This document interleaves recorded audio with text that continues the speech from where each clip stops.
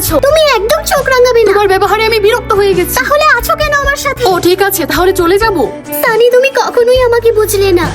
বন্ধুরা, এরপর কি হলো দেখার আগে তুমি যদি কমেন্ট করতে পেরে থাকো তাহলে এই ভিডিওর কমেন্ট বক্সে এই ইমোজিটি দিয়ে যাও। আর তুমি যদি কোরিয়ান ড্রামা দেখতে পছন্দ করে থাকো তাহলে এই ভিডিওটিতে একটি লাইক করে চ্যানেলটি সাবস্ক্রাইব করে রাখো।